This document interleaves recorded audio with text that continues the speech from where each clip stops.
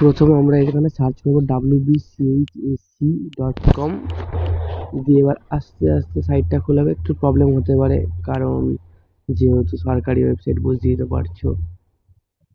যে ওয়েবসাইট খুললাম, এবার যে স্টুডেন্টস লগ ইন সেই লগ ইনে ক্লিক করলাম। যেহেতু তোমাদের আগে থেকে সাইন আপ করা তাই সাইন আপ না, সাইন ইন হবে।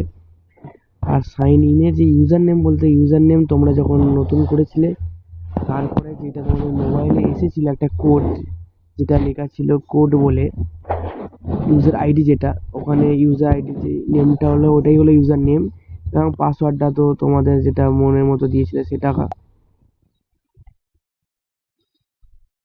এবং তারপর হলো এই যে ক্যাপচাটা দেওয়া আছে সেই ক্যাপচাটা দিতে হচ্ছে। ক্যাপচাটা দিলাম, ঠিক আছে। তাহলে সাইন ইন হলো। সাইন ইন হওয়ার পর কি দেখা যাচ্ছে, স্টেটমেন্ট অফ মার্কস যদি ভিউ মার্কশিট থাকে তার মানে তোমাদের এটা চেঞ্জ হয়েছে, ঠিক আছে। যারা একটা সাবজেক্টে করেছে বা দুটো সাবজেক্টে করেছে তাদের জন্য এটা, ঠিক আছে। যারা তিনটে বা চারটে করেছো বা পাঁচটা করেছো তাদের জন্য এটা নয়। এই চ্যানেলটা তোমরা সাবস্ক্রাইব করতে ভুলবে না।